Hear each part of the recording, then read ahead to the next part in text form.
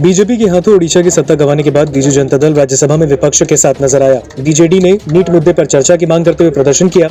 उच्च सदन में जब विपक्षी गठबंधन इंडिया के घटक दलों के सदस्य नीट मुद्दे पर चर्चा की मांग कर रहे थे, तब बीजेडी के सांसद भी उनके साथ दिखे और आसन के पास पहुंच गए। राज्यसभा में बीजेडी के नेता सस्मित पात्रा ने संसद भवन परिसर में कहा, बीजू जनता दल और अन्य विपक्षी दल नीट पर चर्चा चाहते थे। जब चर्चा के लिए अनुमति नहीं मिली तो हम आसन के समीप आ गए। हमने विरोध किया और चर्चा की मांग की, लेकिन अनुमति नहीं दी गई। विपक्ष की ओर से किए गए वॉकआउट में भी बीजेडी साथ था। कांग्रेस सांसद फूलो देवी नेताम के सदन में बेहोश हो जाने के बाद सभापति जगदीप धनखड़ की ओर से सदन को स्थगित करने से इनकार कर दिया गया। इसके बाद विपक्षी सदस्यों ने सदन से वॉकआउट किया। बीजेपी नीति पिछली 2 सरकारों के दौरान बीजेडी भले ही उसका औपचारिक सहयोगी नहीं था, लेकिन उसने विभिन्न विधेयकों के पारित होने में सरकार का समर्थन किया।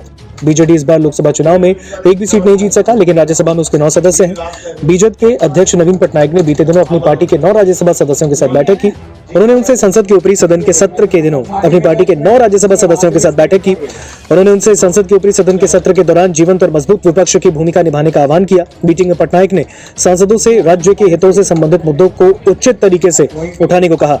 पार्टी नेता सस्मित पात्रा ने कहा था, इस बार बीजेडी सांसद केवल मुद्दों पर बोलने तक ही सीमित नहीं रहेंगे।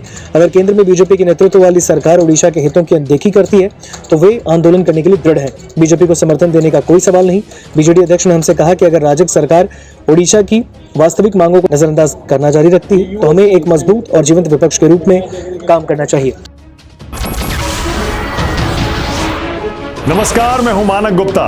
अगर आपको हमारा ये वीडियो पसंद आया हो तो इसे लाइक और शेयर जरूर करें, और हां, हमें सब्सक्राइब और फॉलो करना ना भूलें ताकि आप देश और दुनिया की कोई खबर मिस ना करें। तो जुड़े रहिए हमारे साथ और देखते रहिए न्यूज़ 24।